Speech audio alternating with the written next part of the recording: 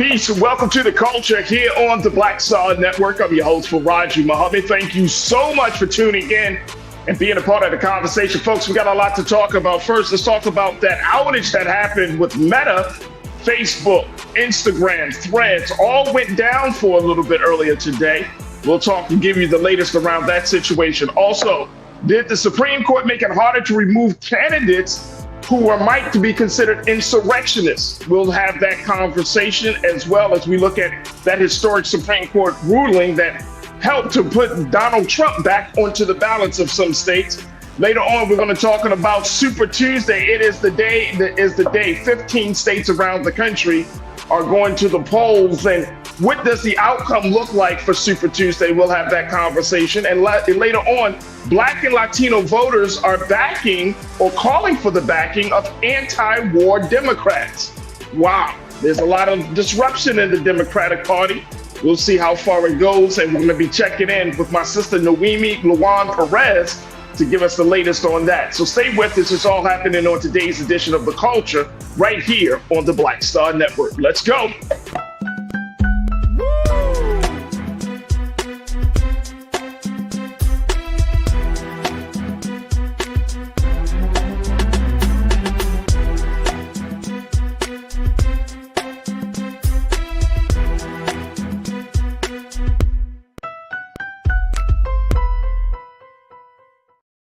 All right, folks, welcome to the culture here on the Black Star Network. I'm your host, Farajii. Thank you so much for tuning in and being a part of the conversation, especially on this great day. It is Tuesday, March 5th, folks. It is officially, quote unquote, Super Tuesday, where a number of states are going to the polls today for the primary elections. We're going to talk about it.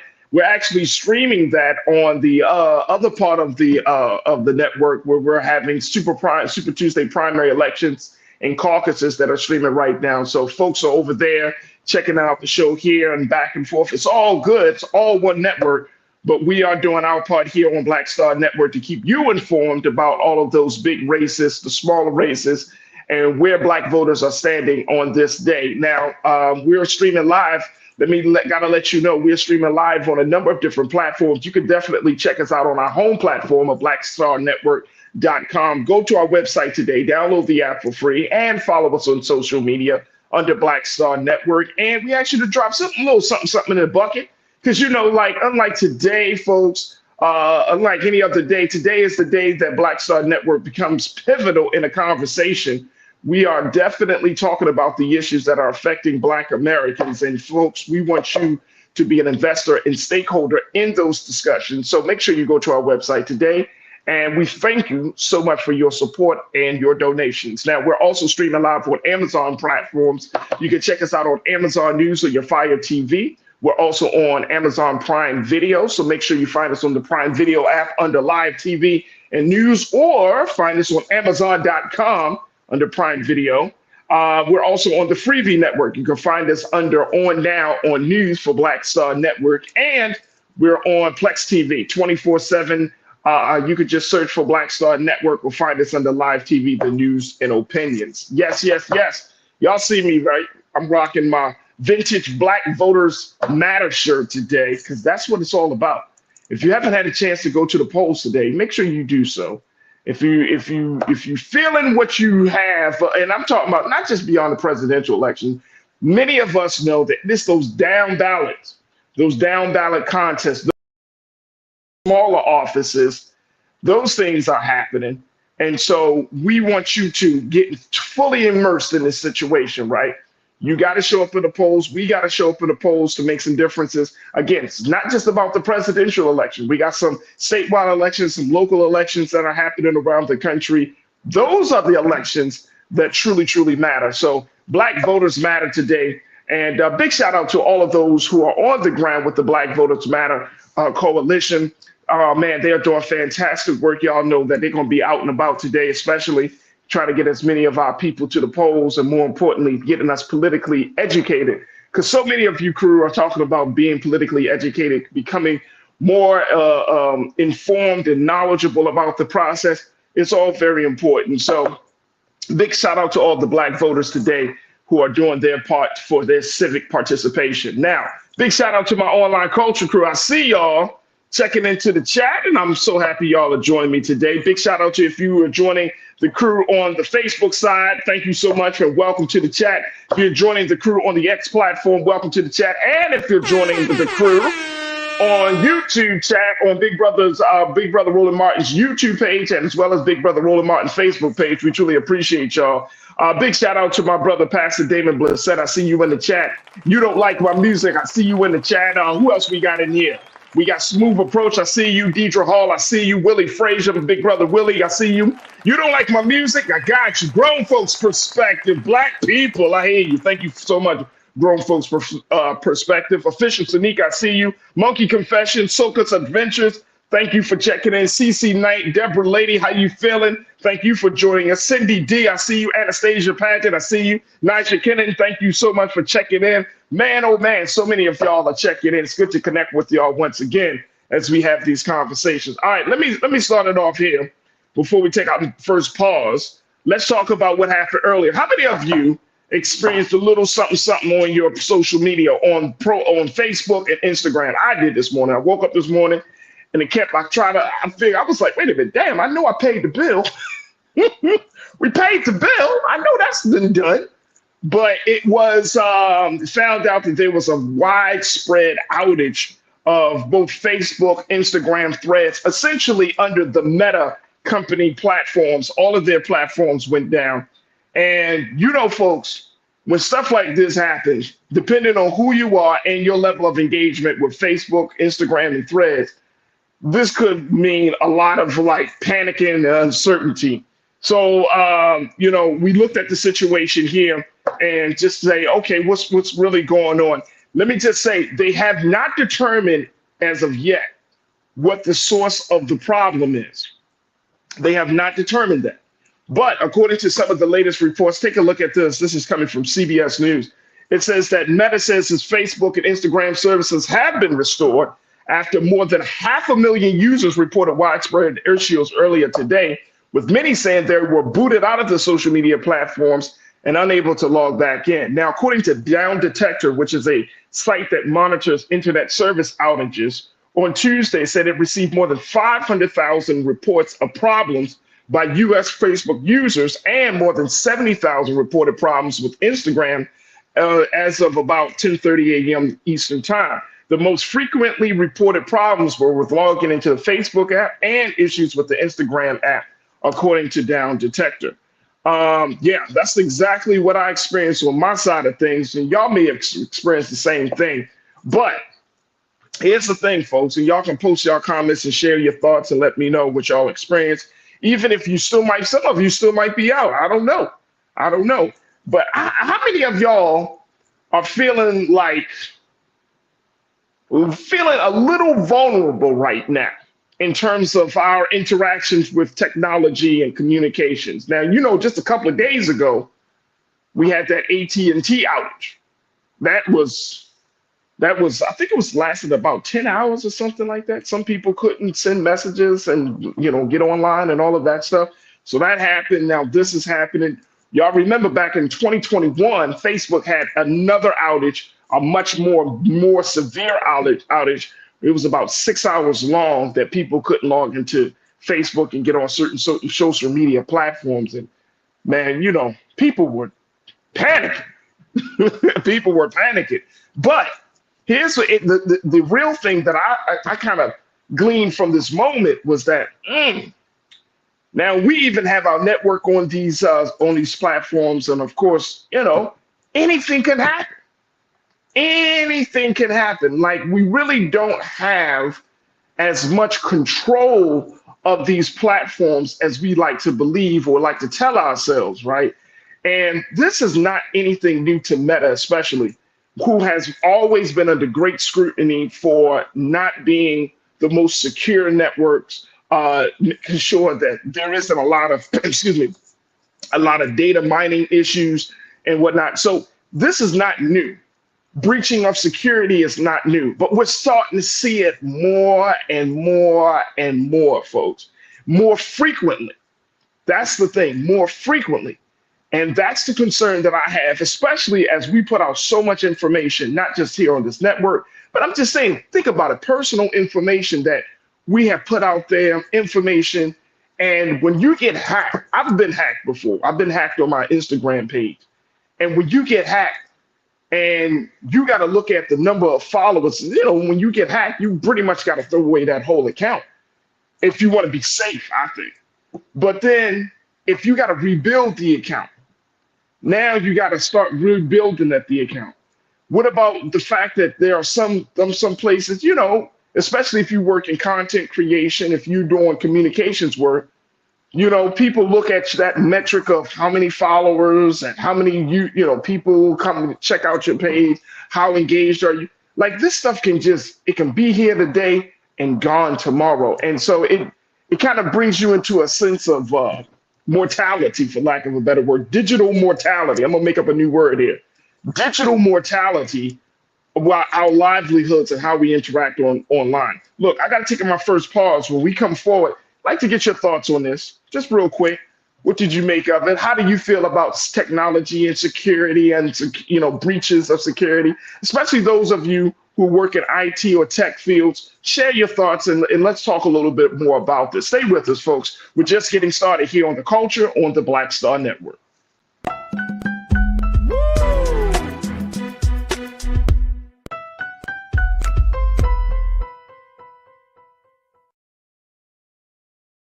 Pull up a chair, take your seat.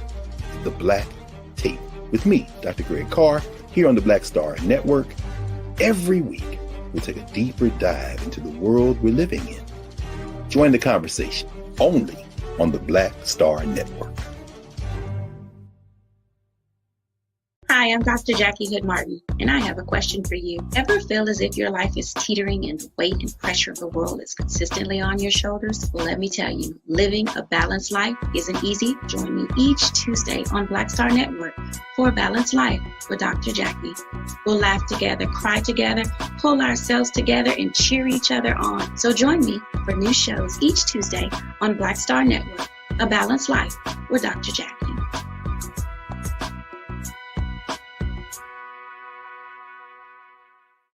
Don't you think it's time to get wealthy?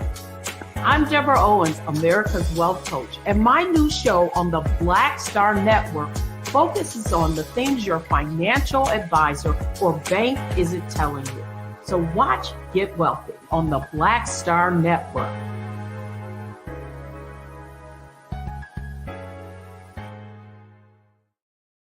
When you talk about blackness and what happens in black culture, we're about covering these things that matter to us, speaking to our issues and concerns. This is a genuine people-powered movement. There's a lot of stuff that we're not getting. You get it, and you spread the word. We wish to plead our own cause. Too long have others spoken for us. We cannot tell our own story if we can't pay for it. This is about covering us. Invest in black-owned media. Your dollars matter. We don't have to keep asking them to cover our stuff. So please support us in what we do, folks. We want to hit 2,000 people, $50 this month, raise $100,000. We're behind $100,000, so we want to hit that. Your money makes this possible. Check some money orders. Go to P.O. Box 57196, Washington, D.C. 20037-0196. The Cash App is $RM Unfiltered. PayPal is R Martin Unfiltered. Venmo is RM Unfiltered. Zelle is Roland at RolandSMartin.com. Hatred on the streets, a horrific scene, a white nationalist rally that descended into deadly violence. White people are losing their damn minds. As an angry pro-Trump mob storms the U.S. Capitol, We're about to see the rise of what I call white minority resistance. We have seen white folks in this country who simply cannot tolerate black folks voting. I think what we're seeing is the inevitable result of violent denial. This is part of American history. Every time that people of color have made progress, whether real or symbolic, there has been what Carol Anderson at Emory University calls white rage as a backlash. This is the rise of the Proud Boys and the Boogaloo Boys. America, there's going to be more of this. Here's all the Proud Boys, guys. This country is getting increasingly racist in its behaviors and its attitudes because of the fear of white people. The fear that they're taking our jobs, they're taking our resources, they're taking our women. This is white fear.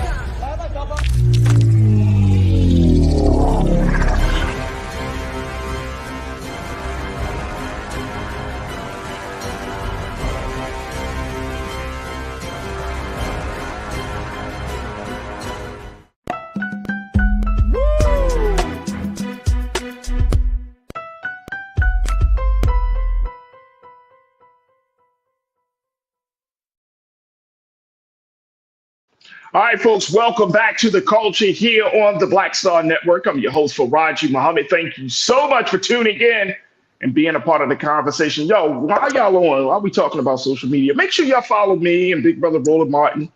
You can follow me at The Real Farajii or Instagram at Farajii on the X platform. Just follow us, continue to follow Big Brother Roland Martin. Find him on all social media platforms at Roland S. Martin, as well as Black Star Network. And let's continue to build the community. Let's continue to build the conversations up. And I truly appreciate y'all for checking in. Now, we're talking about Meta, how they had this major outage of Facebook, Instagram, Threads. The platforms went down just for a little bit today. And it once again reminded us of our digital mortality, folks, that this thing is man-made. It will continue to go through ups and downs. Y'all remember the last time that Facebook went down, it was down for a few hours and people felt like something was missing in their lives, right? Like people really started panicking around the whole thing. But it just goes to show that there is a sense of mortality, that this thing is not, a system that is, that is never going to be made vulnerable. Like this is a real system that can fall and break and that can be breached. As much as these tech companies may say that these are secure systems, a lot of our data, personal information, social security information, all of this stuff is up for grabs, folks. And when we look at how advanced technology has gotten in this country, but at the same time, how much more open and vulnerable our information is, it puts us into this kind of dilemma of whether we want to get more technology or have more privacy and independence. Now, you don't like my music, you checked in, and I appreciate you, man. Thank you for checking in. You said something that I thought was very, very interesting, which is you said technology is a Faustian bargain. We trade independence and freedom for convenience and entertainment. Ouch. I love that. And for those who aren't familiar with that terminology, a Faustian bargain, that is when a person exchanges something of supreme moral value for a material benefit. So based on what you don't like my music, what you were saying, I think you're right on that we give up things like privacy, a sense of independence. We give up agency over the information that we want to expose ourselves to, right? We give these things up to be, as you said, to be entertained, right? To feel like, oh, if I give up these things, I could be part, I'm gaining something more. And even though the Faustian bargain idea is talking about material benefit, the benefit of the validation, the benefit of being exposed to all of these, to more people, the benefit of being, of being exposed and seen, the benefit of being able to make money from these platforms, that's a material benefit. It just opens up the conversation about, the fine line that we are walking between this idea of having more technology, more independence, and all of these things versus, a place that Y'all remember those times when we didn't have social media? How life was before then? Seems like eons ago at this point. But I remember those days. I remember growing up, and Facebook wasn't around in the 90s and early 2000s. Like, it just wasn't. Now it's so ingrained into the culture that it like defines us at this point. So that's an excellent point that you made. You know, like my music. I'm glad that you brought that into the table of this Faustian bargain that we find ourselves in. Gene Smith, you said, Brother Farajii, are you aware that we are systematically removed from Roland Martin platforms? I have to resubscribe to the platforms. I didn't know that, Gene. I didn't know that. But if that's happening, and I couldn't tell you why, right? I couldn't say why. But again, it just goes back to this digital mortality that as much as we want to put so much emphasis in it, and trust me, I get it. But we are working on systems that are very, very vulnerable, very vulnerable. Now, it's one thing that you put out certain content and things like that, but I can only imagine if you are, this is your only source of income and these things keep happening, or somebody hacks you, just like you saying, Gene, like, you got to get logged back in and all of these things. Like, after a while, it becomes very jarring and it's disruptive to your quality of life. Isaac, thank you so much, Gene, for posting that. Isaac, you said, I like to think of it as a tool to be used, but I don't want to be used by it. A tool to be used, but you don't want to be used by it. I like that one, Isaac. Thank you so much for checking in. My sister Suzette, what's she saying? My sister Suzette speak. What she say? She said, initially, I thought I was hacked. Me too. I thought I was hacked. I was like, what the hell is going on? Like, I can't, I thought something was wrong with my phone. I restarted the phone like 3 times. Like, I couldn't get it together. But this is why. This is exactly why. But folks, again, as we talk about this, as I close this part of the conversation out, we have to make sure that there are some things in place. We have to look at this for what it is, right? And there are a number of articles, and I found myself just immersed in all of this talk about, technocrat, what do they call it? They use the term like a techno auto, I can't even get the word out.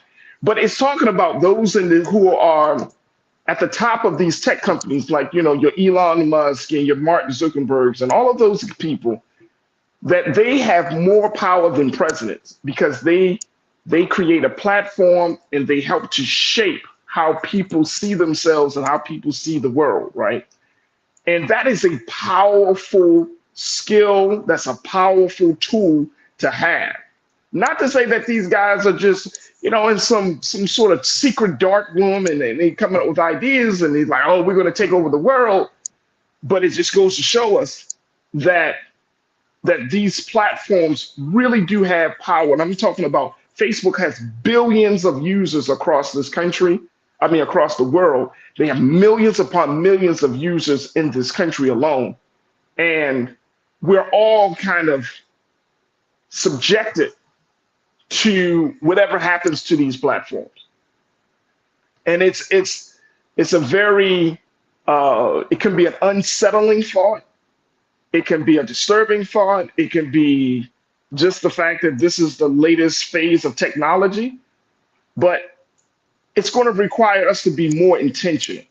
And that's what I get from this, that yes, we can use these platforms. Like you said, Isaac, you don't have to be used, you can use them, but you don't have to be used by it. But it requires us to be intentional. And I can only say, please don't put so much personal information out there. Unless that's what you do, unless you're an open person, but just know that sometimes this stuff will pop up and live on forever.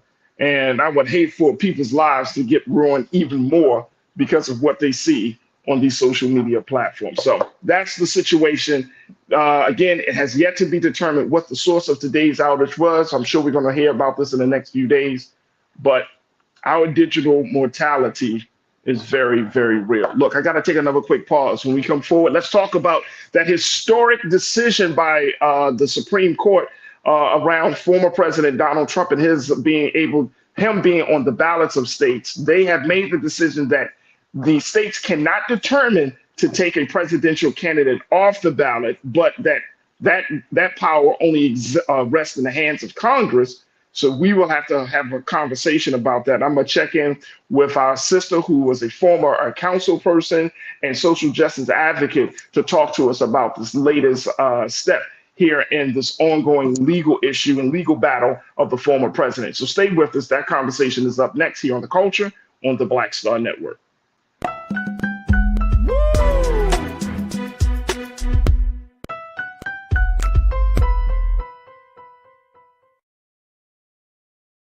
Hatred on the streets, a horrific scene, a white nationalist rally that descended into deadly violence. White people are losing their damn minds. As an angry pro-Trump mob storms the U.S. Capitol, we're about to see the rise of what I call white minority resistance. We have seen white folks in this country who simply cannot tolerate black folks voting. I think what we're seeing is the inevitable result of violent denial. This is part of American history. Every time that people of color have made progress, whether real or symbolic, there has been what Carol Anderson at Emory University calls white rage as a backlash. This is the rise of the Proud Boys and the Boogaloo Boys. America, there's going to be more of this. Here's all the Proud Boys, guys. This country is getting increasingly racist in its behaviors and its attitudes because of the fear of white people. The fear that they're taking our jobs, they're taking our resources, they're taking our women. This is white fear.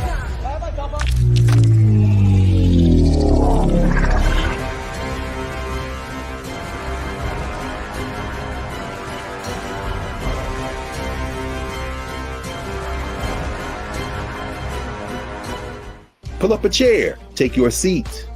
The Black Tape with me, Dr. Greg Carr, here on the Black Star Network. Every week, we'll take a deeper dive into the world we're living in. Join the conversation only on the Black Star Network. When you talk about blackness and what happens in black culture, we're about covering these things that matter to us, speaking to our issues and concerns. This is a genuine people-powered movement. There's a lot of stuff that we're not getting. You get it, and you spread the word. We wish to plead our own cause.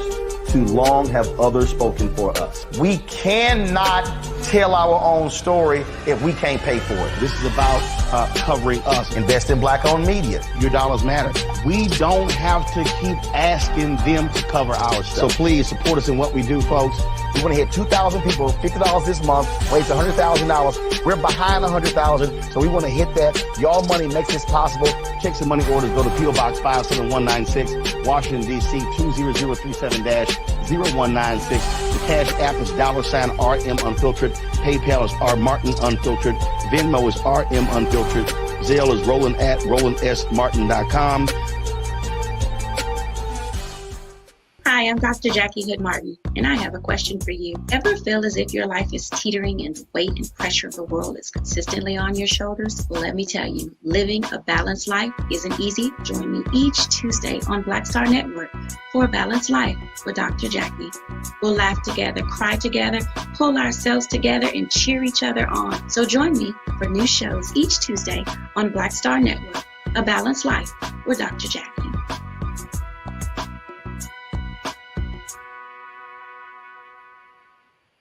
Don't you think it's time to get wealthy? I'm Deborah Owens, America's Wealth Coach, and my new show on the Black Star Network focuses on the things your financial advisor or bank isn't telling you.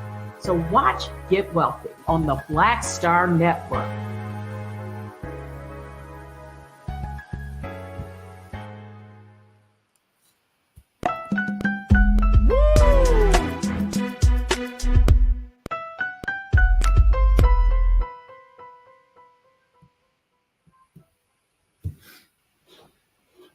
All right, folks, welcome back to The Culture here on the Black Star Network. I'm your host, Farajii Muhammad. We wanted to have a conversation today to talk about that historic ruling from the Supreme Court around the case of Donald Trump and his presidency being on the ballot on for a number of states who have pushed back on this idea of putting the president on the ballot because of the 14th Amendment, Section 3, where these states believe that since Trump was involved in the insurrection with the storming of the Capitol, he should not be on the ballot. Well, this case, it's particularly as it relates to the state of Colorado, was taken all the way to the Supreme Court, and it is that case where the Supreme Court had made the decision that the ruling for these states was not a correct ruling, and based upon the interpretation of the Constitution by the Supreme Court, they said that only Congress can determine whether a candidate should be on the ballot or not. That is not a state decision. Now, we wanted to look at this because, of course, this opens up the pathway for former President Donald Trump to continue to run for president, to continue to be the presumptive nominee for the Republican Party, and particularly opens him up to even become elected as the next president of the United States once again. And of course, people are pushing back on this. But also the bigger question that folks have around this same issue, folks, is whether the Supreme Court has opened up Pandora's box for other individuals like Trump to be removed from the ballot. So I wanted to talk to someone who can give us some insight into this. I'm joined by my sister, Miss Elizabeth Horton-Sheff, who is a former city councilwoman for the city of Hartford, Connecticut, and she is also a social justice advocate as well. Miss Elizabeth, thank you so much, sis, for joining us. How you feeling this afternoon? I'm blessed, Farajii. I'm blessed. I got up this morning. That's 9/10 of a good day. Is getting up. I know that's right. I feel like God get you up, you got another day to do something right. There it is. Amen. Amen. Amen. Sister Elizabeth, let's talk a little bit about this particular case. Were you surprised that the Supreme Court ruled in favor of Trump on this particular case? Did that shock you in any way? Well, let's begin with a basic concept of the power of words. This wasn't an historic ruling. It was a status quo ruling. Okay. Because you have a Supreme Court largely appointed by Trump for Trump. So not only from the Supreme Court of our nation, but all the way down to state courts. You have judges that he appointed to carry on his agenda. So it wasn't a historic ruling, it was status quo. So I didn't expect anything different. Okay. I knew it was coming. We all should have known it was coming. But let's, when you think about it, I always try to say now, if that was Obama, would there be a different ruling? Of course there would be a different ruling. So I wasn't at all surprised by this ruling. And I think it points to something that is very disconcerting, is the fact that we have people in places of principalities and powers that be that are put there to further the right white agenda, and they don't care if they kill democracy as long as they can get what they think they are due. What they don't seem to realize and have never paid attention to is the fact that Donald Trump uses them. He uses all of these people who are supporting him and giving him money and doing it. He uses these people. So, we shouldn't be surprised. We should be alarmed and getting mobilizing right now for the 2024 election. Shouldn't be surprised. We should be mobilizing right now. Right now, because and I hear some black folks say, well, Trump did this and he did that. Yeah, okay. And when you vote for him, he will give you your free ticket back to the plantation. You want to go? Go. But we have to understand that America is getting increasingly more colored, right? And this century, we'll see that white folks will be outnumbered. That scares the bejesus out of them, because they want to be in control of everything. And if there's more and more of us, they're finding more and more ways to deny us our full participation in democracy. They don't want to educate our children. That's why my son and I are in a civil rights lawsuit from 1989. This suit is still active in Connecticut, called Sheff versus O'Neill, where we sued the state of Connecticut for unequal educational opportunity, and in support of Brown versus the Board of Topeka. We called for quality integrated education. Over those 34 years, we have magnet schools, choice, VOAG schools, where children are allotted the opportunity to experience a diverse education. Because as long as we remain separated, it's the old adage, divide and conquer. That's what they're doing. So you got to understand, again, I'm going to say, we should not be surprised. We should be mobilizing right now. You have and Sister Elizabeth, you've been doing politics. You've been in political space for years. You served as a council person, like you mentioned. You have been an advocate in this landmark case in the state of Connecticut of Sheff of Horton. I'm sorry, let me bring this up. Sheff versus O'Neill, dealing with equal educational opportunities. So we're in a place in this country where we're seeing the rights of Black people are constantly being attacked. And my concern is that when you go to the court, even though we know that justice can go either way for us in our cases, the Supreme Court in particular has always been the quote unquote bastion of justice for a lot of our people, because they feel like, you know what, if the state courts can't hear my grievance, the Supreme Court will. Now with the Supreme Court being in the place that it's in, highly super conservative, much more partisan, what's the recourse that Black folks can take? I mean, you're working on a case that's 35 years in the making, and it still hasn't been resolved. So when people hear this, some of our people might become disillusioned, disenchanted to keep, as John Lewis say, to keep making good trouble. What is the recourse if the court system is in disarray? What's the recourse for us to get justice in this country? Well, there is no room for tired.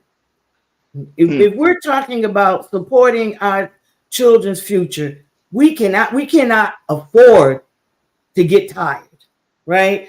My son is like 40 some odd years old. His name is Milo. He has a son named Milo, and his Milo has a son named. That's 3 generations of Milo, and I am still on the battlefield for our children's education, right? We know that the Supreme Court is in his pocket, right? We need to make sure, first off, that Donald Trump does not get reelected. That would give us an opportunity down the road to appoint other judges that would balance the court.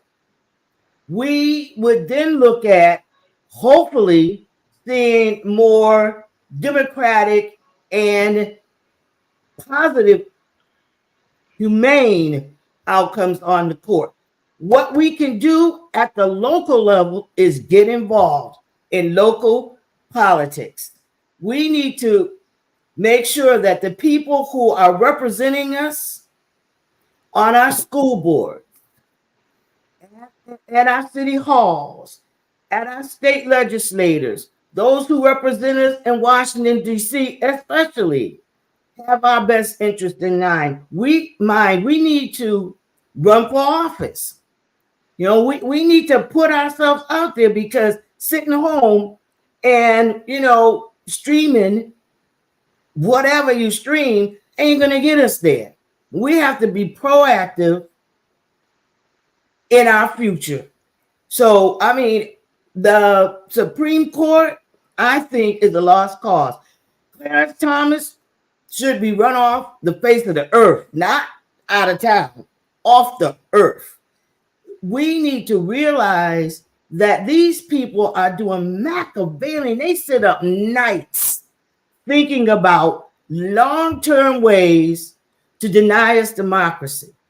So, you know, we got to get better than this. We got to be sharp. I mean, Dr. King and them, you know, Rosa Parks, Sojourner Truth. I mean, all these people, they came before us to plow the field, plow the road for us. And we have let the grass grow over it.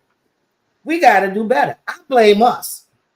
Because I don't blame the principalities and powers that be. Power does not concede.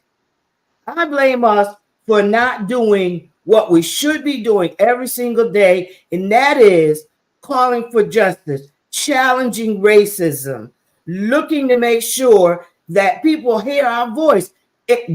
More so, use our voice. And then you're saying that's on us. That's the burden that that's on us. That was on us. That's been on us. That's been on us. That's been on us. And so I get people get mad at me when I say that, but the bottom line is, if you have a house and you don't keep up repairs, or let's take a car. If you have a car, you don't keep up with oil change, and you don't keep up with maintenance, and you don't buy new tires, and you don't fix the broken lights, what is your car going to look like 10 years down the road? Yeah. So, you know, you gotta take care. You gotta we have to learn to take care of us. Very simple. And you know, sis, we got to take another pause, but Sister Elizabeth, I want to get your take on this, because political participation, political engagement is not something, as much as we talk about democracy being the government of the people, for the people, by the people, getting involved is not a value of this culture, of our culture. It's not a value. And I'm saying, and I know some people might be upset at me when I say this, but I'm saying, like, collectively. I'm saying collectively. There's a small number of us who are saying, you know what, we need to do A, B, and C. Yourself, I talk to folks every day on this show. Yeah. I'm one of them that says, oh, we should get involved. We should do something. But as a collective for our people, I think a lot of our people, Sister Elizabeth, are still caught up in this idea that government will work it out, that it will work itself out. All I got to do is go to the ballot box, put somebody in, and then I did my part. No, you got to put them in and keep them honest. Because I've known a whole lot of folks who get into these positions and start getting stuff that say the honorable so-and-so, and then they start to believe that they are. When they have to realize, but for the grace of God, they could be that homeless person that they so disdain. Let me just take this quick pause, sis. We're going to take a pause. When we come back, more conversation with our sister, Elizabeth Horton Sheff. as she's a former city councilwoman for the city of Hartford, Connecticut. She's a social justice advocate. She's involved in a longstanding lawsuit against the state of Connecticut, Sheff versus O'Neill. Folks, we're just having the conversation about the Supreme Court decision around the Trump case and the impact that it will have on us in democracy. Stay with us. The conversation continues on the other side right here with you. Post your comments as we're streaming live on Big Brother Roland Martin's Facebook page and Brother Roland Martin's YouTube channel. We would love to hear what you got to say. Stay with us. It's The Culture here on the Black Star Network.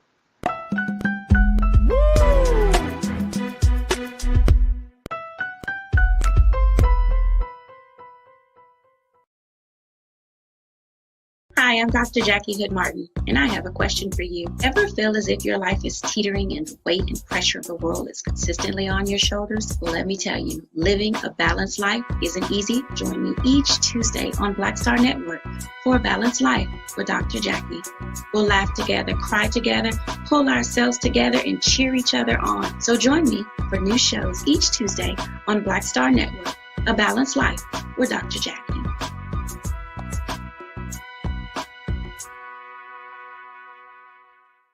When you talk about blackness and what happens in black culture, we're about covering these things that matter to us, speaking to our issues and concerns. This is a genuine people-powered movement. There's a lot of stuff that we're not getting. You get it, and you spread the word. We wish to plead our own cause.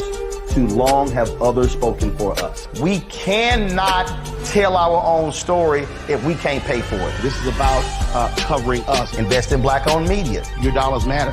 We don't have to keep asking them to cover our stuff. So please support us in what we do, folks. We want to hit 2,000 people, $50 this month, raise $100,000. We're behind $100,000, so we want to hit that. Y'all money makes this possible. Check some money orders. Go to P.O. Box 57196, Washington, D.C. 20037-0196. The Cash App is $RM Unfiltered. PayPal is R Martin Unfiltered. Venmo is RM Unfiltered. Zelle is Roland at RolandSMartin.com. Hatred on the streets, a horrific scene, a white nationalist rally that descended into deadly violence. White people are losing their damn minds. An angry pro-Trump mob storms the U.S. Capitol.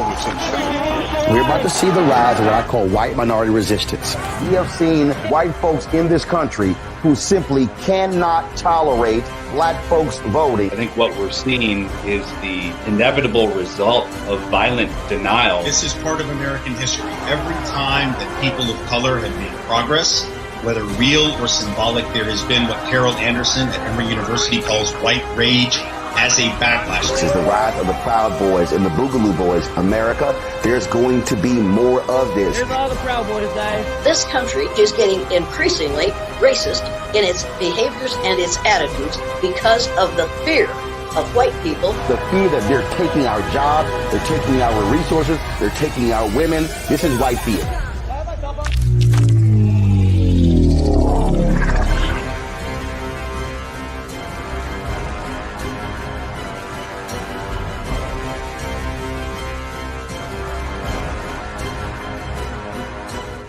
Pull up a chair, take your seat.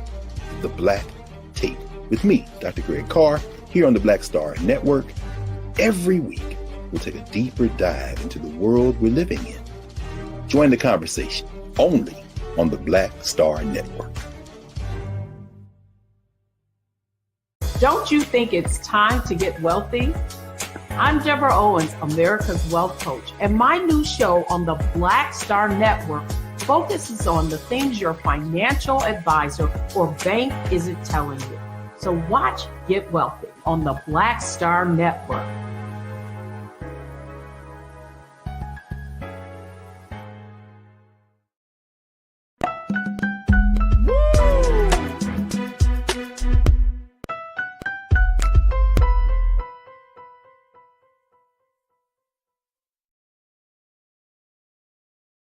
Folks, welcome back to The Culture here on the Black Star Network. I'm your host, Farajii Muhammad. Thank you so much for tuning in to us here on Super Tuesday. If you haven't had a chance to go out and vote, I'm sure on the East Coast it's about 4 o'clock, 4:01 right now. So polls are still open. So if you haven't had a chance to go out and vote, make sure you do so. 15 states are going to the polls today. And even though this is a primary election, this is an election that still carries great significance, especially for those statewide contests, those local contests. That's when a lot of the stuff happens, folks. That's when a lot of work gets done. That's when laws get made. And so if you haven't had a chance to vote today, do so today. Do so as soon as you can before the polls close in your area. And there are a number of different resources that you can go to if you're not sure where to go or who to see or how to vote and all of those things. You might have moved from one city to the next. There are ways that your vote can still be counted, because at the end of today, we don't want it just to be a situation where it says, oh, Black folks didn't come out and show up. No, we came out, we showed up, not just for the president. This is bigger than a presidential election. We're talking about down ballot elections, and these are the elections that matter the most. So big shout out to all of us for all of those who have gone out, have decided to say, you know what, I'm going to do my part in this way, using civic participation and going out to vote. So again, make sure you understand that Black voters matter. Now, I've been checking in with my sisters. We've been talking about this latest situation, this latest decision by the Supreme Court. I'm been joined by my sister, Elizabeth Horton-Sheff, who is a former city councilwoman for the city of Hartford, Connecticut. She's also a social justice advocate and has been pivotal in filing a landmark lawsuit in the Sheff versus O'Neill lawsuit that stemmed from the lack of equal educational opportunities for all Connecticut children, particularly those residing in urban areas. And it's a very, very important lawsuit, a lawsuit that has been going on for 35 years, folks. So that just goes to show you that when it comes to fighting for the right thing, it's not an overnight situation. It takes a lot of patience, a lot of consistency, a lot of work on the ground. But our sister is still putting up the great fight to make sure that she's fighting for the next generation. Sister Elizabeth, I want to kind of go back to get your thoughts on this, because before the break, I made the mention that it used to be, and it seems like, and I'm not trying to throw shade on any generation, but in our current culture of things, civic participation is not much of a value. And my sister Suzette Speaks, she said, and I couldn't agree with her more. She said it used to be a cultural norm for Black people, Farajii. And Suzette, we know it used to be a cultural norm. Now, I think it's something different. Now, I don't know, and you tell me, Sister Elizabeth, because you've been doing this work much longer. I don't know whether it's because we were making a couple of gains, like the Voting Rights Act. We made some gains in integrating in a lot of different spaces, that the fire kind of diminished over the years. And so that value was simply just dissipated, and it wasn't passed on to the next generation. I don't know. We just got comfortable over the years. I don't know if it's the simple point that Black folks say, you know what, I'm not a part of this country, so I'm going to operate as an independent entity. I'm on my own self. I'm this individual. I'm not connected to anything. I'm not sure what happened, but something happened. And now it's like we got to wake people back up to get involved again. What's your take on that? Okay, I do have a take on that, but before we move on to that, yes, ma'am. I just want to go back to this ruling of the Supreme Court.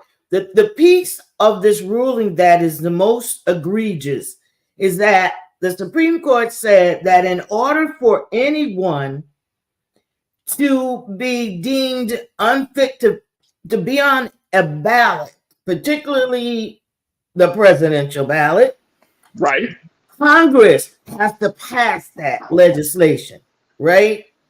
So we know that we cannot depend on Congress for justice, right? Just look at the Gore-Bush scenario, where Gore won the popular vote, but it was Congress that put Bush into office. So what happened to one man, one vote?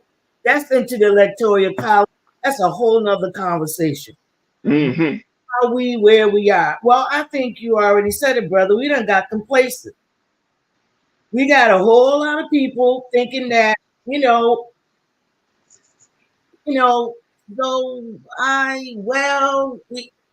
got all of the reasons why. That's number one. And number two, I think the Black church is failing us tremendously. You Wow. remember that the Black church used to be the cornerstone of our community. What is the Black church saying to us today? How is the Black church bringing us together and helping us understand the peril in which we reside? So I think that folks have got to stop dependent on other people to do what we need to do for ourselves. You can't just opt out of participating. If you opt out of participating, you're opting out of keeping justice on the minds of those who need to know that we seek justice. So you just can't. So, and that opens up the conversation then, because I agree with you wholeheartedly, Sister Elizabeth.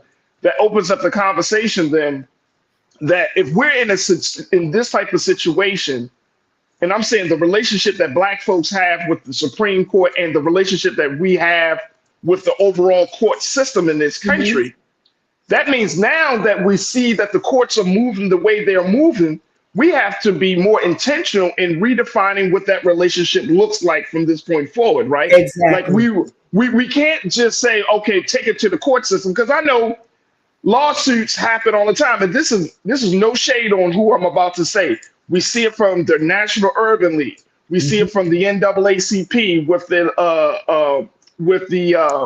their efforts to bring lawsuits to this court. But it's becoming more and more apparent to me, and I'm a young man, so correct me if I'm wrong. It don't matter if you bring a lawsuit against somebody now. It's just going to be a conversation like, yes, we brought a lawsuit against this person or that person. And I'm not saying that they're not important. I'm just saying, to the perception that our people have and the relationship that we currently are engaged in with these court systems, there's no guarantee that justice is going to be, that we're going to receive justice because of a lawsuit. And that opens up the other question, sis. Do we want to keep taking our grievances to the court just to be seen as human beings, just to get simple rights, the right to vote, the right for our vote to be counted, the right to make sure that we can be protected when we go to the ballot? Like, this is simple stuff that other people have enjoyed. And we got to fight for every small inch. And you've seen it, because you've seen it in your time in public office. We got to keep fighting. We got to fight for this. We got to fight for that. And I'm just wondering, like, is this the best course of action? Because you got another generation that's expecting and that's seeking and that's wanting tangible results. And we can't just say, we can't go to the next generation and say, well, we got a lawsuit pending. Well, you know what? I'm going to say it one more time. If you don't take care of what you got, you will lose it. And that's where I think we are right now. We have taken for granted all of the gains that were made in the civil rights movement. We've just taken them for granted that it's going to be all right. No, it's not going to be all right, because justice costs. Freedom, as they say, is not free. So we need to retrain our minds to understand that we may always keep fighting. That's, that's what social advocacy is. It's the continuous pursuit of justice. And so, if I had a magic wand, sure, I'd wave it, and everybody would be singing Kumbaya, and everybody would see butterflies and unicorns and, rainbows, but that ain't gonna happen. So we need to know that in order for us to maintain ground. And gain ground, we have to be on the battlefield. I mean, look at Roe versus Wade. Right. I mean, who would have thought that the Supreme Court would have reversed Roe versus Wade? So if they're going to reverse Roe versus Wade, and you get Carrot Top back in there, right? What else are they going to erode? So let's not be. I mean, we are in critical times. And we need to understand that we need every heart, every soul, every hand, every foot available to stand up for the future of our children. You know, I mean, we're talking about generations ago. Someone stood up for us. Right. For whom do you stand? Right. I got to take another pause. But Sister Elizabeth, when we come back, I want to get your take on where the Supreme Court stands as we ask this question. Did the Supreme Court make it harder to remove candidates? Because as much as this was a unanimous ruling of 9-0, the three liberal justices, Sonia Sotomayor, Elena Kagan, and Ketanji Brown Jackson, wrote on their separate opinions some words that I think are words of warning for this country and for the this idea of protecting oath-breaking insurrectionists. Yeah. And I want to get your take on that. Folks, we're going to continue the conversation on the other side. Stay with us. It's The Culture here on the Black Star Network.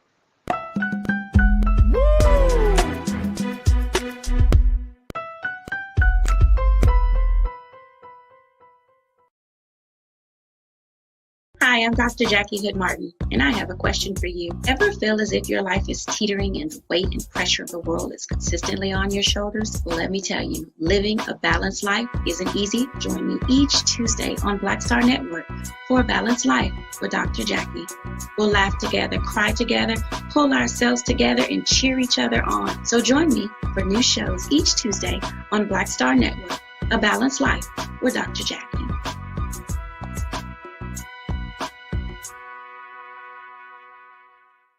When you talk about blackness and what happens in black culture, we're about covering these things that matter to us, speaking to our issues and concerns. This is a genuine people-powered movement. There's a lot of stuff that we're not getting. You get it, and you spread the word. We wish to plead our own cause. Too long have others spoken for us. We cannot tell our own story if we can't pay for it. This is about covering us. Invest in black-owned media. Your dollars matter. We don't have to keep asking them to cover our stuff. So please support us in what we do, folks. We want to hit 2,000 people, $50 this month, raise $100,000. We're behind 100,000, so we want to hit that. Y'all money makes this possible. Checks and money orders go to P.O. Box 57196, Washington, D.C. 20037-0196. The Cash App is $RM Unfiltered. PayPal is R Martin Unfiltered. Venmo is RM Unfiltered. Zelle is Roland at RolandSMartin.com. Hatred on the streets, a horrific scene, a white nationalist rally that descended into deadly violence. White people are losing their damn minds. As an angry pro-Trump mob storms the U.S. Capitol, we've seen We're about to see the rise of what I call white minority resistance. We have seen white folks in this country who simply cannot tolerate black folks voting. I think what we're seeing is the inevitable result of violent denial. This is part of American history. Every time that people of color have made progress, whether real or symbolic, there has been what Carol Anderson at Emory University calls white rage as a backlash. This is the rise of the Proud Boys and the Boogaloo Boys. America, there's going to be more of this. Here's all the Proud Boys, guys. This country is getting increasingly racist in its behaviors and its attitudes because of the fear of white people. The fear that they're taking our jobs, they're taking our resources, they're taking our women. This is white fear.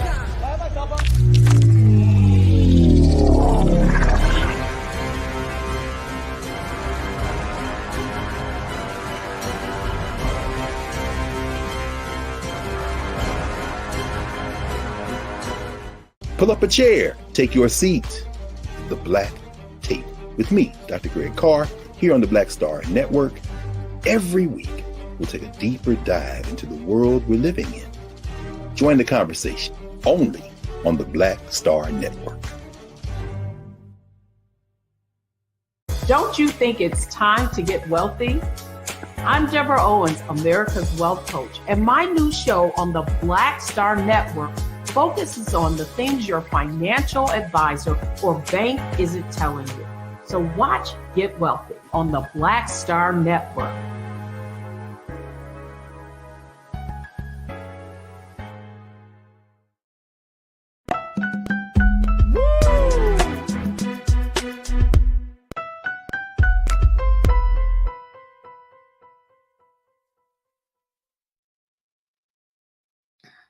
Folks, welcome back to The Culture here on the Black Star Network. I'm your host, Farajii Muhammad, joined by my sister Elizabeth Wharton-Sheff, as we're talking about the Supreme Court decision around the case of former President Donald Trump. Sister Elizabeth, I wanted to get your take on this as we have this very important conversation about the state of the court and our relationship with the court. Let's put up quote 2 from this report from NBC News as we talk about this particular Supreme Court case. Let's put up quote 2, please. And in this quote, take a look at what NBC said. It says, in ruling for, let's go to the next quote. In ruling for Trump, there you go, thank you. In ruling for Trump, the U.S. Supreme Court specified that anything Congress does must be specifically tailored to address Section 3, an implicit warning that broad legislation could be struck down. Now, according to the liberal justices in their separate opinion, they said, quote, today the majority goes beyond the necessities of this case to limit how Section 3 can bar an oath-breaking insurrectionist from becoming president. This is from liberal justices Sonia Sotomayor, Elena Kagan, and Ketanji Brown Jackson. By weighing in on the role of Congress, the majority attempts to insulate all alleged insurrectionists from future challenges to their holding federal office, they added. One sentence in particular attracted the attention of legal experts, with the liberal justice writing that the majority was seemingly ruling out enforcement under general federal statutes requiring the government comply with the law. And essentially what they're saying, Sister Elizabeth, to break this down for some folks, that by this decision being made, that if a person showed up, was on the Capitol on January the 6th, and they decided to run for Senate or run for the House of Representatives, they could still be on the ballot. You know, and unless Congress goes through the deep work of trying to figure out who this person is, and I mean, this is the state, so states don't have no rights in this conversation. No. It comes up to Congress, which is insane, Sister Elizabeth, because it means that anybody can run. Yeah, and you recall that he who shall not be named said that he could shoot somebody in the middle of the street and still be president. He said that. So why are we making pretend like this is something new? In the dissenting opinion of the three justices, Sotomayor, Kagan, and Brown Jackson, they made note that this is an egregious overstep of the Supreme Court, an egregious overstep. You know, and again, okay, if something like this ever goes to Congress, it will greatly depend, the outcome will greatly depend on who controls Congress. Right?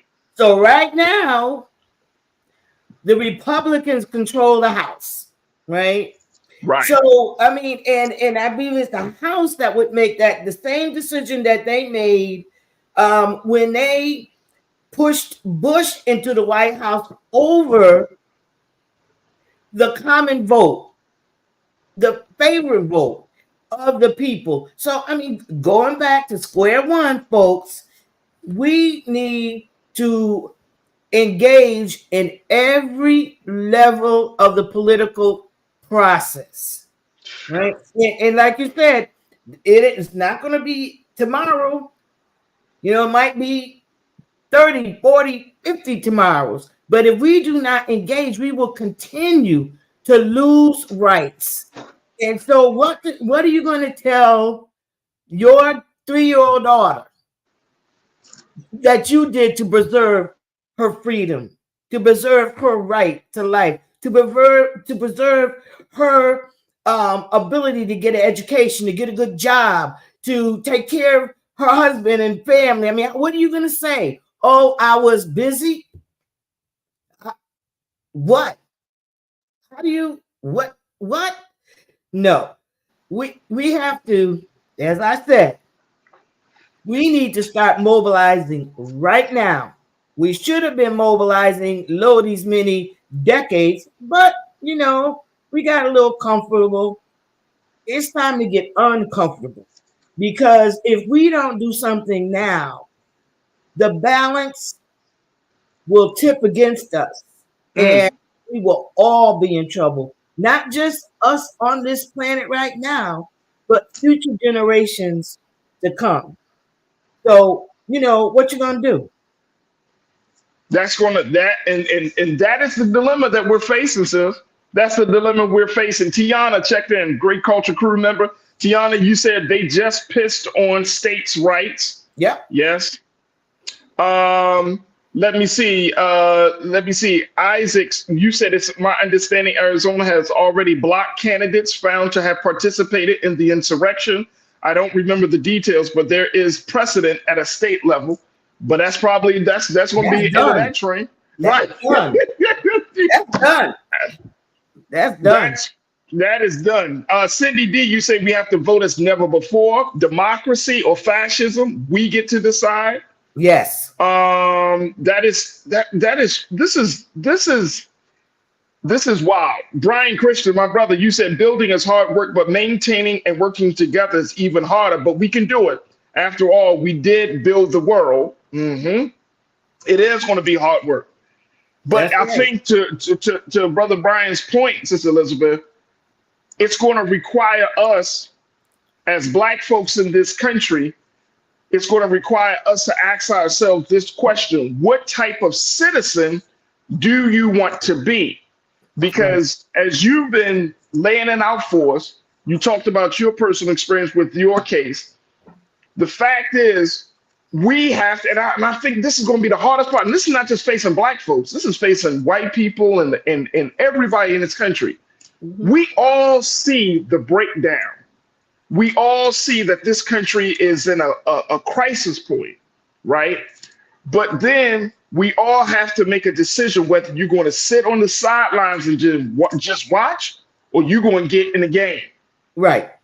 I mean, okay, I like to stream Netflix and Hulu just as much as anybody else. I like to look at stuff, right? But you know, first things first, folks. We are facing some serious concerns here. So now is not the time to say, you know, the little red hen thing. I don't know if you know, you might be too young. The story of the little red hen, nobody wanted to help her do plant the weed or harvest the weed or make the bread, but everybody wanted a slice when it was done, right? No. Right. You know, is this not little red hen time? This is some serious stuff. And if we do not engage, then I don't worry about me. I don't worry about me. I live a couple. I am blessed. I'm worried about veterans who are suffering from mental illness. They fight these wars. They come home, can't get a job. Right? We can talk about historical disparities between white and Black veterans, but let's just talk about it in general. Let's talk about the families who can't afford rent and are sleeping in cars with their children, who can't afford food. Let's talk about these things are happening. But let's talk about the people in Michigan that don't have clean water. Let's talk about these things are real. Let's talk about global warming and the catastrophe of climate change on our weather patterns. Let's talk about the fact that this is not going to get better without bold participation from the American people. Like you say, of all races, color, creed, right. socioeconomic status, whether you speak English or you don't speak English. We got to be in this together, because if not, we will all die together. Let's just be serious.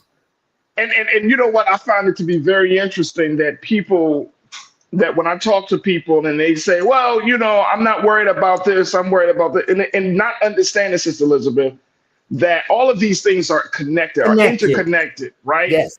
You can't talk about having a strong economy if people are afraid of the future, if people are uncertain about what tomorrow's going to look like. You can't say, well, we'll just, you can't just a la carte the issues. No, you can't.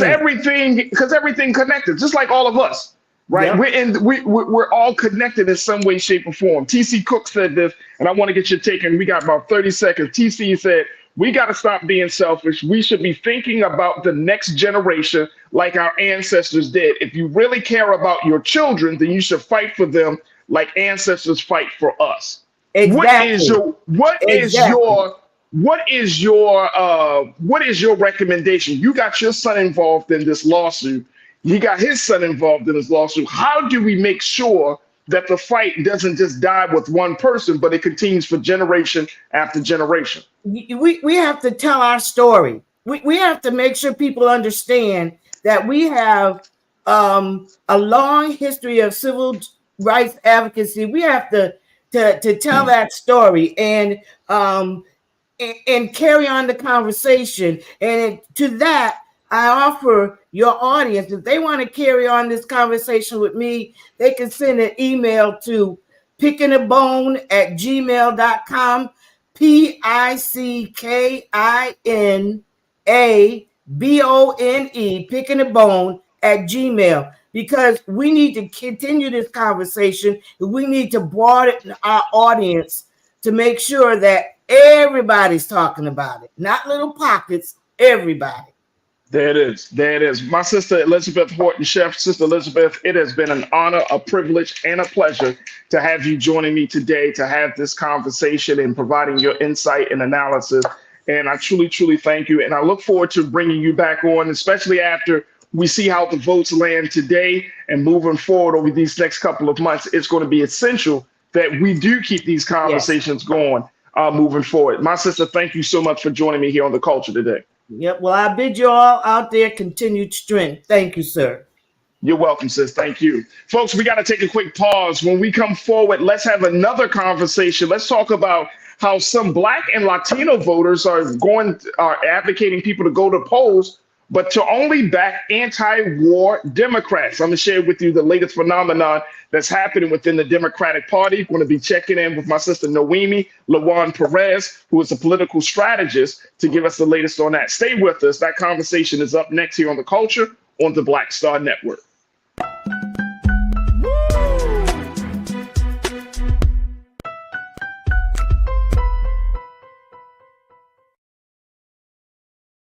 Hatred on the streets, a horrific scene, a white nationalist rally that descended into deadly violence. White people are losing their damn minds. As an angry pro-Trump mob storms the U.S. Capitol, we've seen shootings.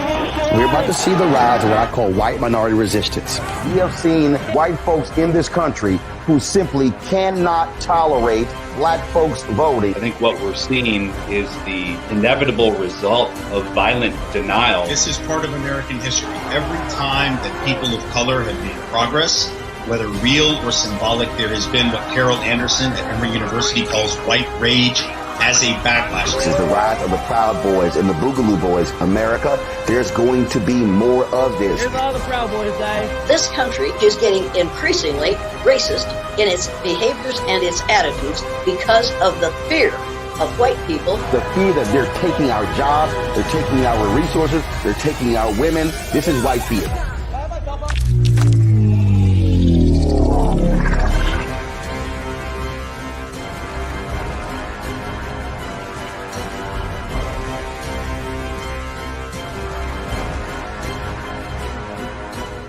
Pull up a chair, take your seat. The Black Tape with me, Dr. Greg Carr, here on the Black Star Network. Every week, we'll take a deeper dive into the world we're living in. Join the conversation only on the Black Star Network. When you talk about blackness and what happens in black culture, we're about covering these things that matter to us, speaking to our issues and concerns. This is a genuine people-powered movement. There's a lot of stuff that we're not getting. You get it, and you spread the word. We wish to plead our own cause.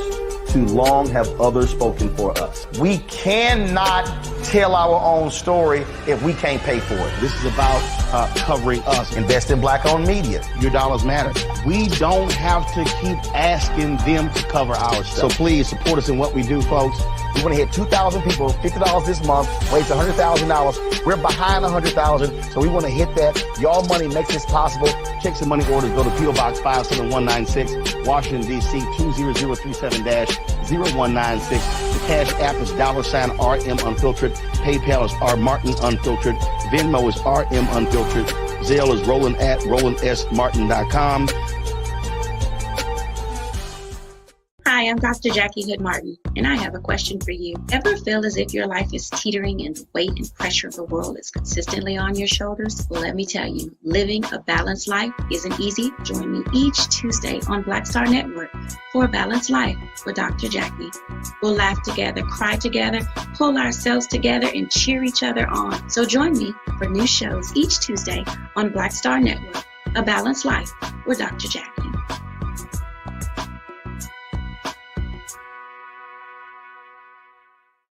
Don't you think it's time to get wealthy? I'm Deborah Owens, America's Wealth Coach, and my new show on the Black Star Network focuses on the things your financial advisor or bank isn't telling you. So watch Get Wealthy on the Black Star Network.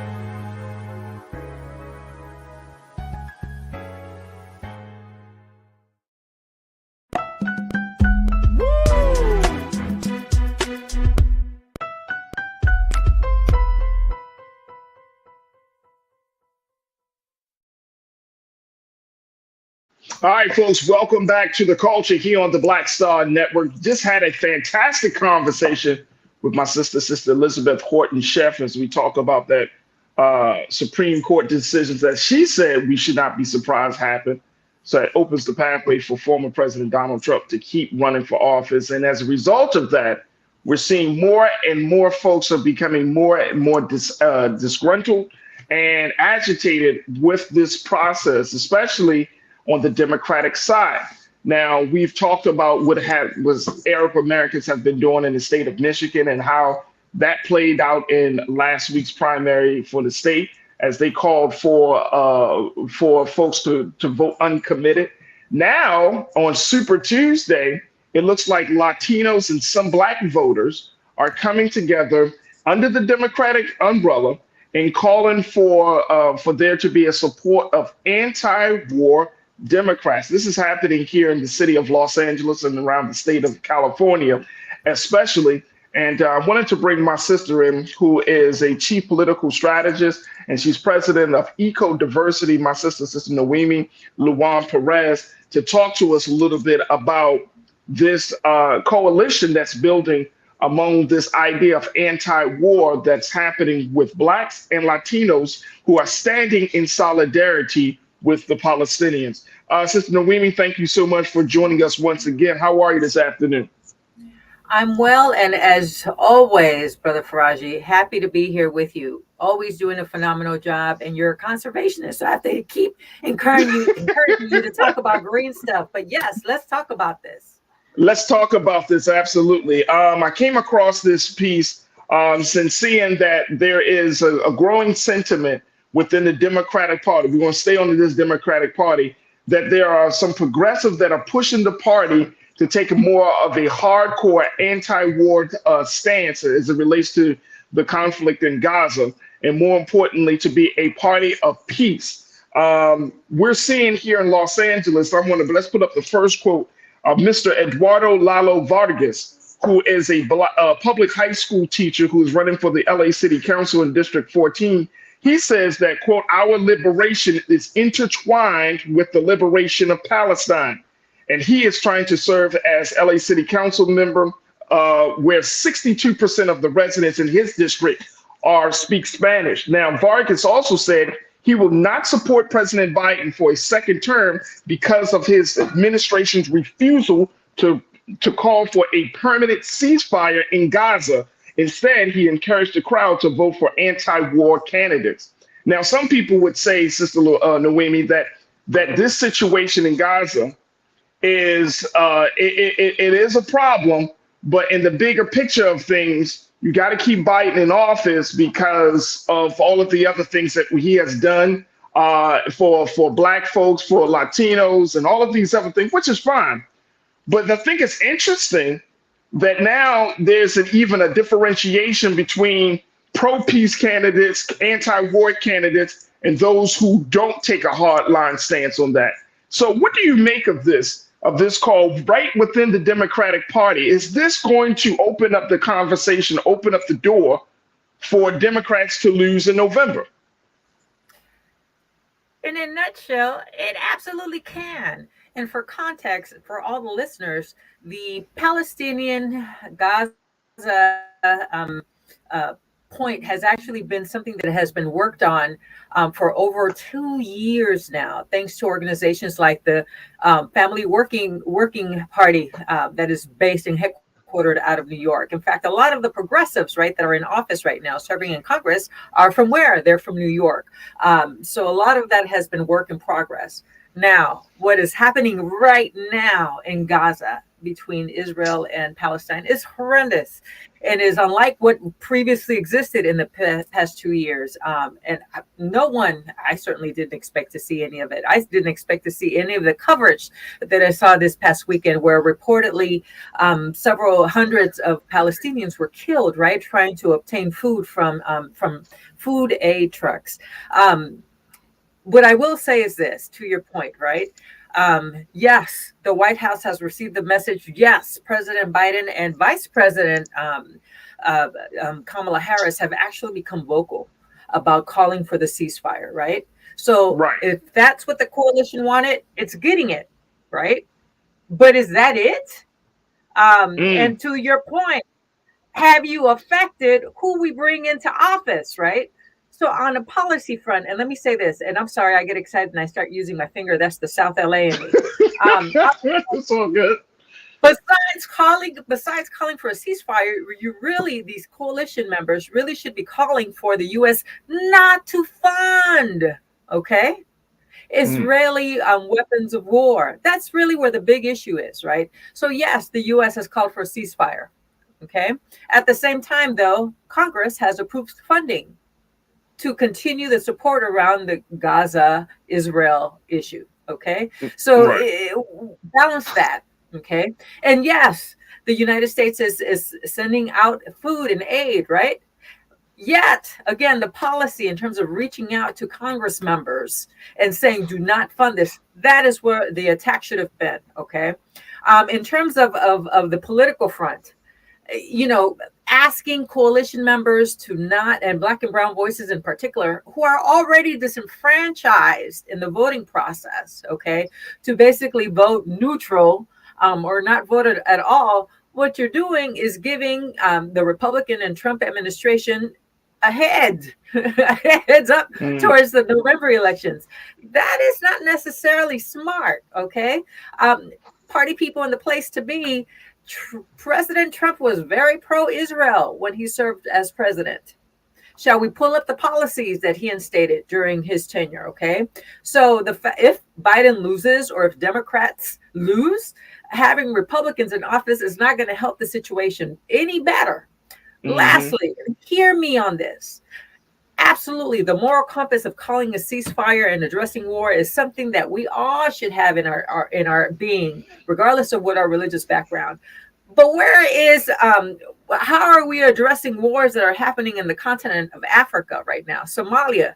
Have that same energy for Somalia and some other issues that are happening in Africa, in other parts of the world. So I do raise issue with some of the goals and outcomes that this coalition process is working on. I support the whole piece of pushing back against war and against death, right, and genocide, absolutely. But we got to be more strategic on this. It can't just be, vote for either vote neutral or vote for people who only support this issue. We have other issues in the U.S. We forgot about reparations as an issue in the U.S., did we not? We forgot about student loans on this. We still have jobs to deal with. So Palestine alone is not the only issue we need to focus on. And that is my concern, Brother Farajii. That's a great concern, and I appreciate you for saying it. We're going to take a quick pause, but I want to again get your take on this because you worked in the Obama administration as one of the strategists, the chief, one of the major political strategists in bridging the gap between Latinos and Black folks, and really, paving a path for our union. But I think, to your point, Sister Noemi, that a lot of people, and I'm saying young folks, are trying to figure out what the future of this country will be, right? And I've said it before. President Biden, out of the two candidates, we have more of a chance to get further along with Biden than we do with Trump. We already know that. But it will require us to put a little heat under Biden and his administration to say, Mr. President, now, you have the quote unquote moral authority, a little bit more moral authority on the situation than your Republican counterpart. But that doesn't exclude you from the responsibility to hear us, to see us, to listen to us, right? Because if we get into another, if we give you another 4 years, then we're going to expect, we need some assurance that you guys, that you really understand, like, this is what's at stake here. This is what's at stake. So we're going to talk a little bit more about this. Crew, I want to get your take on this as we're talking about some Black and Latino voters are calling on backing anti-war Democrats. What's your take on that? Where do you stand on that? Post your comments as we are streaming right now on Big Brother Roland Martin's Facebook page and Roland Martin's YouTube chat. And stay with us. The conversation continues on the other side with you, Sister Noemi, and he right here on The Culture on the Black Star Network.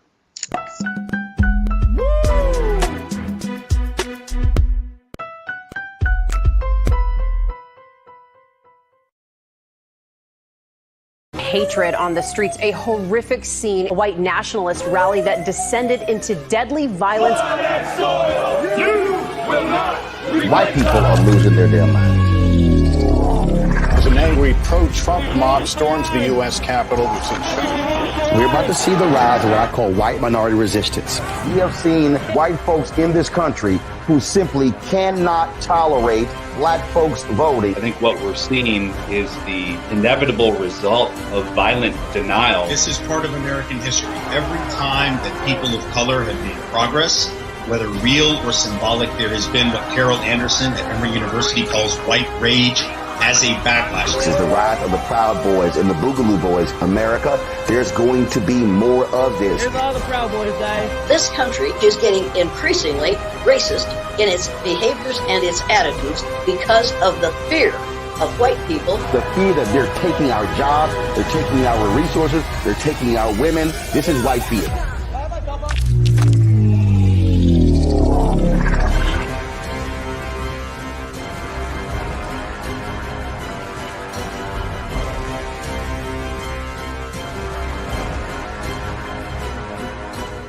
Pull up a chair, take your seat.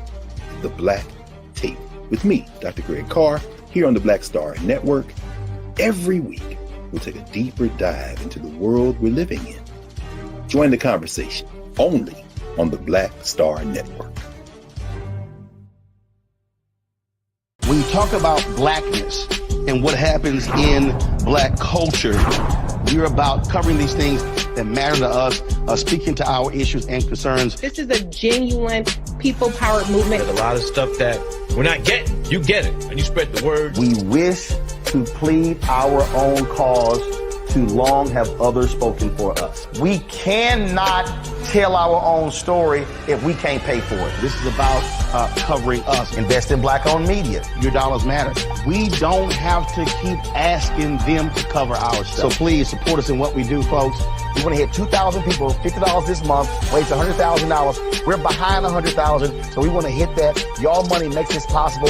Checks and money orders go to P.O. Box 57196, Washington, D.C. 20037-0196. The Cash App is $RM Unfiltered. PayPal is R Martin Unfiltered. Venmo is RM Unfiltered. Zelle is roland@rolandsmartin.com. Hi, I'm Dr. Jackie Hood Martin, and I have a question for you. Ever feel as if your life is teetering and the weight and pressure of the world is consistently on your shoulders? Well, let me tell you, living a balanced life isn't easy. Join me each Tuesday on Black Star Network for A Balanced Life with Dr. Jackie. We'll laugh together, cry together, pull ourselves together, and cheer each other on. So join me for new shows each Tuesday on Black Star Network, A Balanced Life with Dr. Jackie.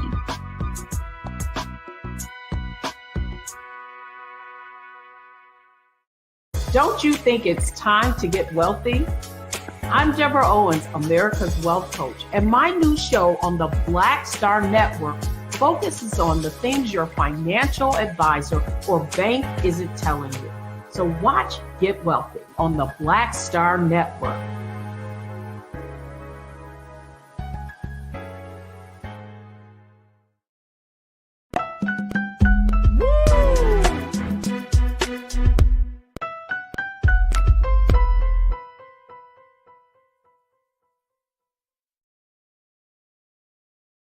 All right, folks, welcome back to The Culture here on the Black Star Network. I'm your host, Farajii Muhammad. I'm joined by my sister Noemi Lawan Perez, who is the Chief Political Strategist and President of Eco Diversity Communications, and talking about this latest trend that we're seeing. Some Black and Latino voters are calling for the backing of anti-war Democrats, especially around this issue of the Gaza conflict, and how some Latinos within the party, the Democratic Party, saying that they're going to not support President Biden for a second term because of his administration's refusal to call for a permanent ceasefire. Let me just share with you, Sister Noemi, what another Latino leader said within the party. Take a look at this. Here's the latest. Let's post quote number 2, please, Lise. At the polls, according to this report, at the polls, Biden represents a fundamental, quote unquote, misalignment within the Democratic Party over Gaza that could hurt establishment candidates this year, said Joseph Gervasi, who is the executive director of Our Revolution, a progressive political action group that has endorsed Representative Barbara Lee. He said, what we're seeing is the emergence of a powerful pro-peace voting bloc in 2024 on the Democratic side, referring to the more than 100,000 uncommitted voters cast last week in the Michigan presidential primary. Sister Noemi, I want to kind of get your take on that in terms of this growing voting bloc within the Democratic Party. The Democratic Party has always been known as the Big Tent Party. You got all these different people, you got all these different interests. By you doing the work that you did with the Obama administration, how does a party meet the interests and speak to the needs of all of these different groups of people while still keeping their eyes on keeping power in the House, the Senate, and in the president's office? So love Our Revolution and Working People's Party, right? Again, I'm going to come back and say, but love y'all, but where are you on reparations, right? Jobs, loan forbearance, all these other issues that also exist. It's almost as if, right, the issue has become, we want this and only this for Black and brown people, right? Above and everything else. I need you and I need them, right, to pull that in as part of the bigger pie. It's not an either or, okay? So, you know, and I certainly cannot espouse dominion, right, over African-American voters. Come on now. We're still dealing with voter disenfranchisement issues, right, which came out of the whole civil rights movement, very specifically around Black, anti-Blackness, African-American voters, okay, and disenfranchising that particular population. So again, it can't be one versus everything else. Really, what you're trying to do is then replace our historical issues as Black and brown people for something that's happening in Palestine. Can we include that as part of our overall issues, right? It can't be an either or situation. Secondly, and let's remind ourselves of what happened during the Trump administration. During the Trump administration, unless people forgot, the president actually issued an executive order banning diversity, equity, and inclusion, which meant that everything that Florida has done, right, he actually did at the federal level. So all of a sudden we forgot about that, right? Because we're only focused on this one issue. So this approach of being single focused, single minded is, you know, it disregards everything our communities have worked on in our country. Again, the whole reparations issue, it's almost like disappeared, right? And this is something that African Americans have been working on for several hundred years. It's not recent. Okay? No, it's not recent.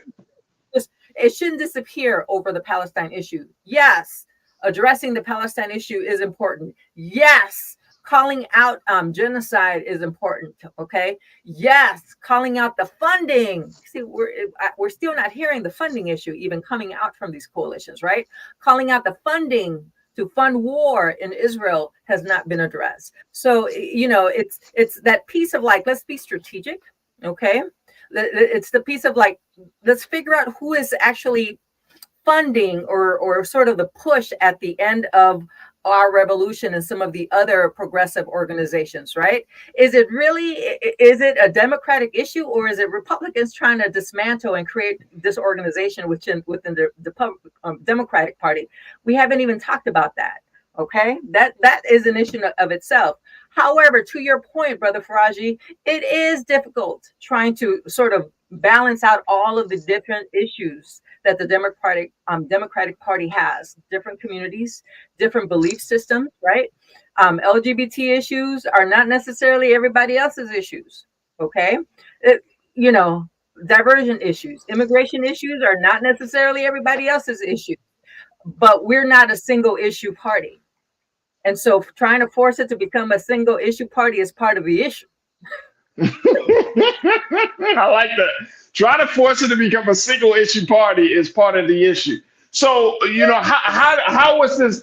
So for all of those groups that are advocating for their issue to be addressed, what does the party say to those people? What does the party say to Black Americans who are some Black folks, young Black folks? You have a contingency of young Black folks who are coming into the party, very progressive, want to see more pro-peace efforts being done and advocated by the party. Then you have older Black folks and older Latino folks that are in the party. You know what I'm saying? So how does the party respond to this, Sister Noemi?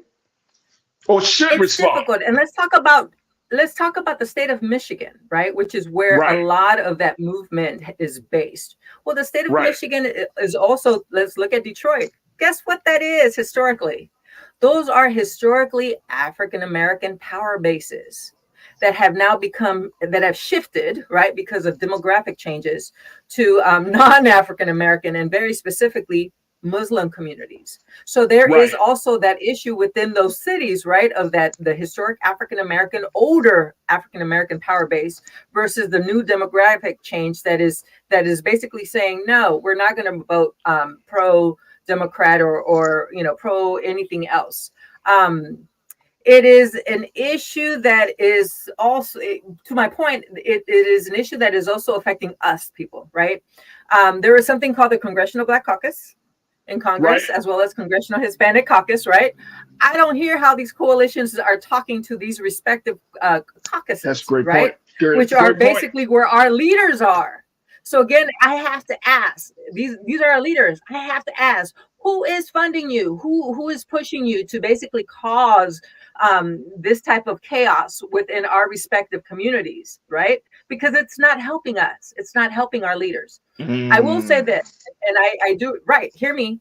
I reside in the state of California, and this is an example, right? We do have Congresswoman Barbara Lee, love her. She's out in the Bay Area. She's running for U.S. Senate to replace the position that U.S. Feinstein left when she passed. She is the only candidate running on a ceasefire campaign. We hear her talk about that. We don't hear her talk about how she's going to represent California on policy issues. What does that mean, Brother Farajii? How is that affecting her chances of being elected to that position? So again, these are not strategic in scope, right? We are going to affect our own representation in Congress, and we can't allow that. And you know what? It's so interesting now, Sister Noemi, because I remember years ago where the reparations issue was the taboo issue, right? Like you couldn't talk. I mean, we all knew about Representative John Conyers, the late John Conyers, and him putting forth, he put that piece of legislation, HR 40, to Congress in the late 80s, going into the early 90s. But there was no talk of reparations. Now reparations is much more of a mainstream issue, right? It's a mainstream conversation that we're seeing it. And now Palestinian, the latest chapter of this conflict has become like the new taboo, like it becomes the new litmus test. And for a lot of our people, where we're just like still getting our feet wet or still getting acclimated to all of the political dynamics, the changing political dynamics, what would you say to the Black and Latino voter who's going out today to cast their ballot? Like, how should they see all of these changes politically and making sure that they are on a path to kind of push things forward and not be a single issue voter? I would say vote for us. Vote for us. That means our candidates, African American or Latinos that are running for office, vote for us. Your decision to not vote for us or to remain neutral is actually a vote against us. It's not helping our community in the long run and overall. You still have to vote for us, okay? So that once they are in office or still maintain their positions in office, they can be a voice of resistance on funding, right? In Gaza and the war in Gaza. But we still have to be in office. When you stop voting, you create a void for us to have representation in office. Okay? Again, we are not a one issue community. None of us are. There are issues, okay? Farajii, let's be honest. Let's level set here, right? There are issues that fall within the Latino community that are not of interest to African Americans and vice versa. But guess what? We still have to have our representatives in office. So killing us or deciding not to vote for us doesn't benefit us at all. So be more strategic, brothers and sisters, right? On pushing the anti-war funding, right? Be more strategic on keep pulling that in as piece of the puzzle. Be more observant of efforts that try to replace our issues with that one issue. We still have work to do. We have a lot of work to do. We have a lot of work to do. This Democratic Party is changing. And my hope is, as we close out, my hope is, Sister Noemi, that this president understands what's really at stake. Do you feel like his administration gets it? I absolutely do. I will share, I love listening to Senator Bernie Sanders. Okay. Massachusetts, totally different state, Jewish man at that. And he actually talks about the hypocrisy on these policies that fund war, right? Whilst, also giving the PR element.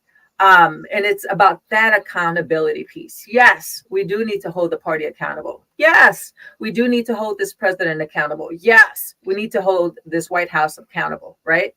But we don't throw ourselves, or the saying, you don't throw the baby out with the water.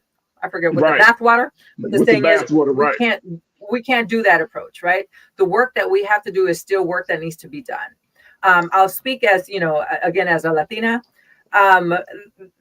Trump was very open about being anti-Mexican, right? And anti-Latino. He was in Puerto Rico tossing, rolls of paper to Puerto Ricans. Didn't fund the response to the hurricane that occurred in Puerto Rico. So in no shape or form is having that respective individual back in office of importance or a benefit to Latinos, and in fact, African Americans. Okay.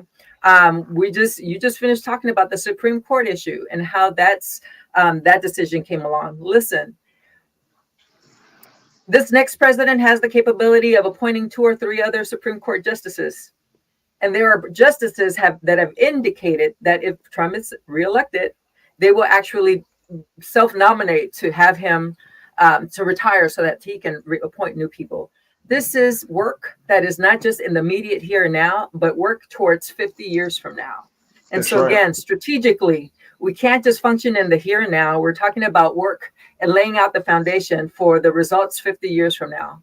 Be more strategic. Talk to us, folk, the congressional leaders that are in office, Congressional Black Caucus, Congressional Hispanic Caucus. If they're not part of the equation, something's wrong here. Absolutely. Absolutely. I think that's a great point. We're going to have to explore that even more, because I would like to hear more from the Congressional Hispanic Caucus and the CHC and the CBC. We talked the last time about how they're not on the same page on some issues. And I don't get it. And I'm like, y'all like working, but y'all not working together. So, that has to be explored. But to your point, single issues, if we get caught up on the single issues, then essentially we're going to find ourselves getting just caught up just because this is bigger than one particular issue. And I think that is a hard pill to swallow, Sister Noemi, just because we're so passionate about these things. Or these things, they mean so much to us. Now, to Palestinians within the party, I understand. Because that's family, that's friends over there. Yes. That's their issue. That's their life. That's their family's legacy. All of that. I get it. And I think for Black folks, we have to push the reparations issue. We have to push that. Right?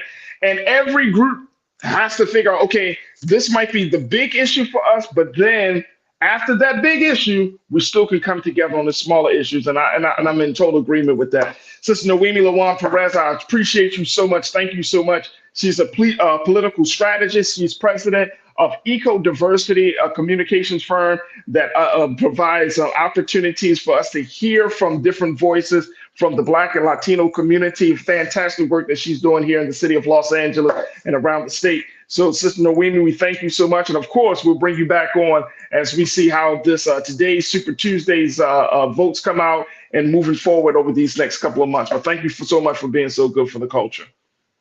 Thank you. Absolutely. All right, folks, that's going to do it for us. Stay tuned. Up next at 6 p.m. Eastern Time is Big Brother Roland Martin continuing the conversations and, more importantly, the coverage around Super Tuesday and all of these elections that are happening in states across the country. Make sure y'all stay tuned for that. You know the discussions are going to be off the chain, and it's going to be highly informative, and so much that's going to have to be unpacked as we're looking at about 5 o'clock. A lot of polls are still open. So again, if you haven't had a chance to vote today, be sure that you do. Make your voice heard, make your voice known, get your vote in, and definitely get your vote counted. But as you heard from today's conversations with Sister Louimi, Sister Elizabeth, none of this stuff gonna happen if we just sit on the sidelines. Civic participation requires some activism. It requires us to get involved. And that's what we hope that we can inspire folks to do today and just over the next few months, becoming more and more informed and knowledgeable about this process and all of the changing dynamics that are on the political landscape right now. So, definitely go out to vote. Now, also, we invite you to join us and continue to support us here at Black Star Network. Go to our website today, folks. If you enjoyed the content, the conversations that we've been having, make sure you go to our website today at blackstarnetwork.com. Download the app for free. Follow us on social media at Black Star Network. And we thank you so much for all of those who've already donated to us. but we ask for your donations to being investors and stakeholders in this process. So you can go to our website today at blackstarnetwork.com. That's going to do it for me. I thank each and every one of you. As always, never be afraid to challenge what's wrong, stand for what's right while being yourself in the process. God willing, we'll talk tomorrow for another exciting edition of The Culture right here, only here, exclusively here on the Black Star Network. Talk to you soon. Peace.